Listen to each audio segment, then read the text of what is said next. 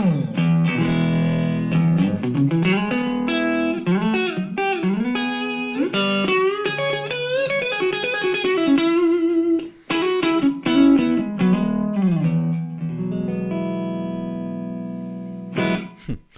gang, today we're going to cover something that I think perplexes a lot of beginning players and is, I believe, very advantageous to even more intermediate to advanced players, and that is partial chords, because it overcomes two problems that are often associated with the CAGED systems for people. One of the things that I get very often is with students who basically say, I get the CAGED system, but it doesn't help me, right? Because I can't finger those chords. They're really hard to finger. So partial chords overcome that, but much, much more. There's a couple of great byproducts of partial chords. One of them is that it allows you to be a much better accompanist because you're not stepping on the bass player, you're not stepping on the piano player, you're not stepping on the singer, and you can find something nice and inventive by playing partial chords. The second real big byproduct of this and benefit is that by doing that, you're going to start to more quickly see chunks of the fretboard and see things that you can do, little phrases and pieces like that. And then I think it's going to allow you to connect things really, really quickly and move between chords eventually. So anyway, let's go over the basics of what partial chords are and how to play them, and let's just get that under our belt first, and that's what we're going to do coming right up. So we'll go super close up. I'll give diagrams and all that. Now this builds on some other lessons I've done in the past, so I'll try to refer you to those when I can. All right, see you in just a second.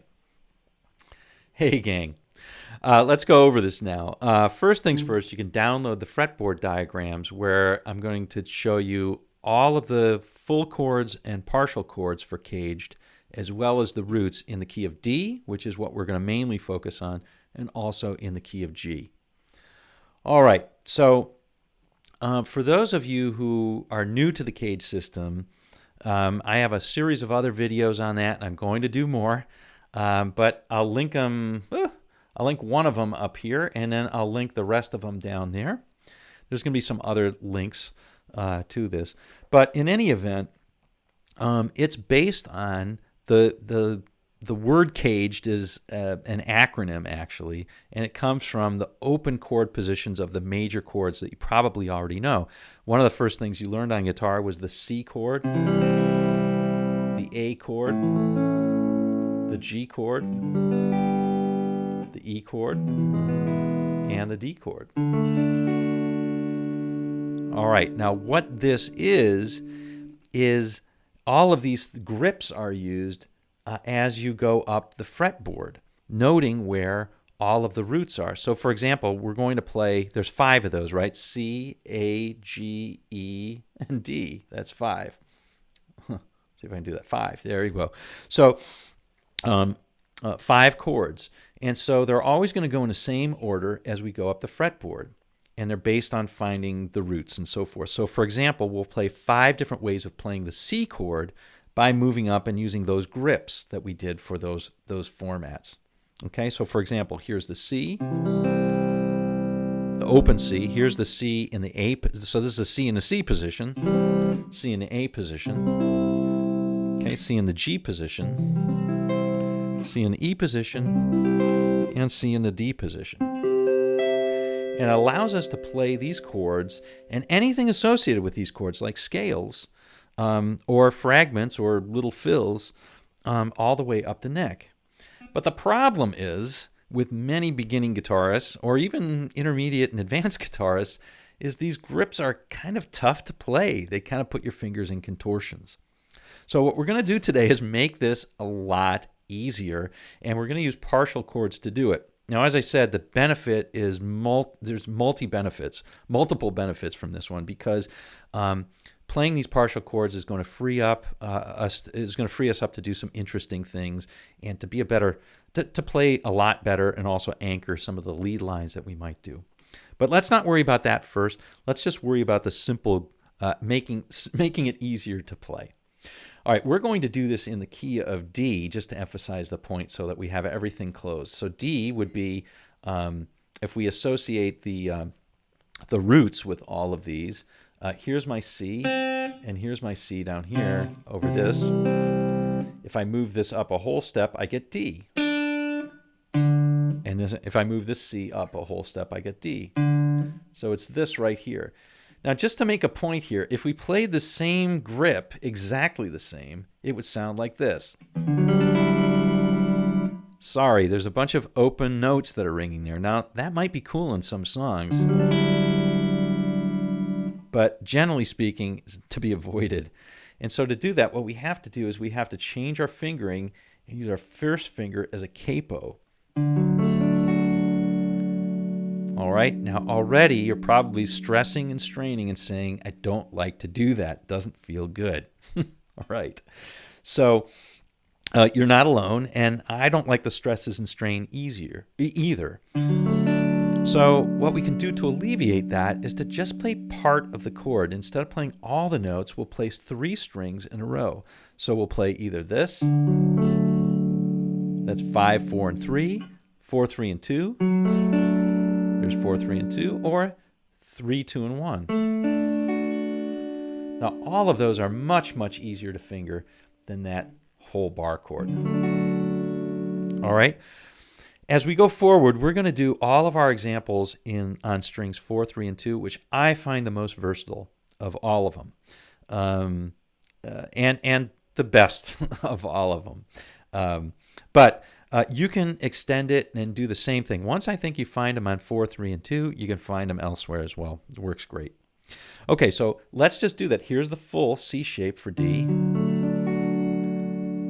That's the full, and here is the partial. We're only using strings 4, 3, and 2. Full and partial. Just to drive home the point, this is on the D string 4, on the G string 2, and on the D string 3. See how much easier it is to finger that? Much easier. Okay, let's move into the next position. We started with a C position. The next one is going to be A. By the way, that's always how CAGED works. As you're moving up the neck, it spells out CAGED in that order. So C, then A, then G, then E, then D. Okay, the next one is the A shape. So the A shape normally would be this, right? And if we move that up, we get the same problem with the open strings. Sounds actually a cool chord, but it's not really a D chord. So we're going to do that like this. Now you may already know this chord and think, it's not so bad, I can do that one. But even so, just play the 4, 3, and 2. See how easy that is. You only use one finger. It's your third finger on the 4, 3, and 2 strings, all on the 7th fret. Full, partial. Okay, let's move on to the next one. The next one is the G, right? So C, A, G. I should have said this is a root, by the way, and this is a root. Those are both Ds. All right, now in the G format, we've got this. All right, many of you, including me, are straining a bit to get that one. So wouldn't it be easier to do that? To the rescue comes the partial chord. We've got 3 roots here. We've got this right here on the 10th fret, 6th string, 3rd string 7th, and 1st string 10th. Okay, let's play the partial. You guessed it, super easy. The partial on the 4, 3, and 2 is basically the same as this, but we're playing with the first finger. Now, a lot of people get confused on, why don't we just define one of them and go with that? And that's okay. If you want to do that, that's totally fine. But there are going to be advantages to thinking about it this way and thinking about it this way. Just to give you an idea, one of the things that we can do with our free fingers now is we can play fills. So check this out. I can do that by thinking about this chord as a G form and then playing that with my free fingers, right? Whereas this is going to lead me to other things. Other things. All right, so anyway, back to the regularly scheduled program. Here's the G form full, and here's the partial. Okay, almost there, almost done. Let's play the whole form for D, E. For the E form, sorry, after G comes E, C, A, G, E form. Here it is right here, root on the 10th fret, root on the 4th string, 12th fret, which is an octave, and root on the 10th fret, 1st string, all right? There's the full. Now, it's hard to even see that, and as you go up the fretboard, here's another benefit. Your fingers become all bunched when you play those bar chords. They're kind of nasty, in fact. But if you play partial chords, so much more comfortable and so much easier to play. Nice. So on the 4th string, we got 12. On the D string, 12th. On the G string, 11. And on the D string, 10. That's our partial chord. One last one, and it's a killer for most people, is to play this one, the D form. Now, this is the D form of the D chord, so yes, we could have just played it open down there, but that would kind of miss the point, wouldn't it? So we're going to play it up here, keeping in mind that these roots work for any of them. The root is on the 4th string, 12th fret, and on the 2nd string, 15th fret. All right? So if we just play the 4, 3, and 2, see how much easier that is, right? I'm trying to, let me see if I can show that. Just playing with my 1st, my 3rd, and my 4th finger. This guy I'm trying to just get out of here. I mean, no offense. I'm trying to just get it out.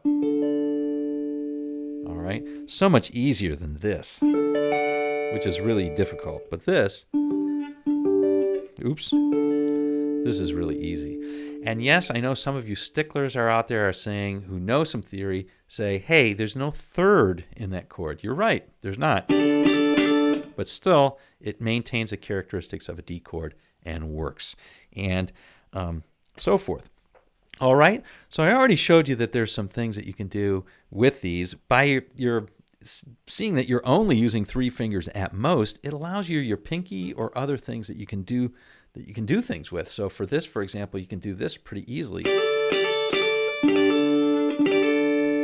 Or with this one, we can do this.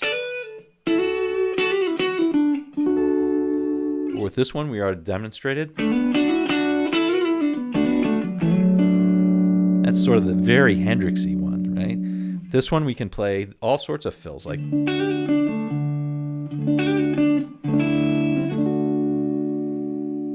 and finally with this one, some nice things that we can do with that too. All right, so let's do one more example just for the heck of it. We're going to do it in G.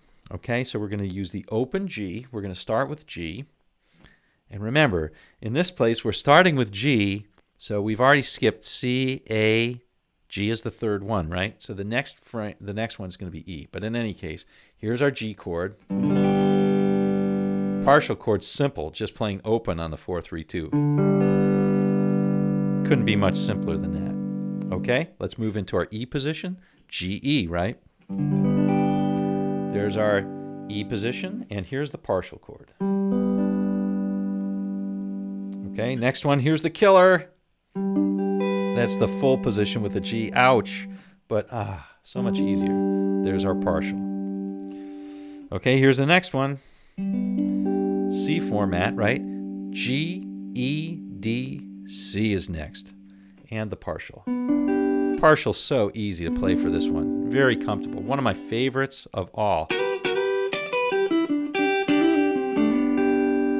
One of my favorite positions to play in. The C position, all right? This is the C, but we're playing a G chord, the C grip.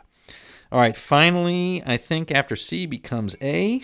And there it is. And of course, there's our partial. And if we kept on going, we get another G, right? So full and partial, etc.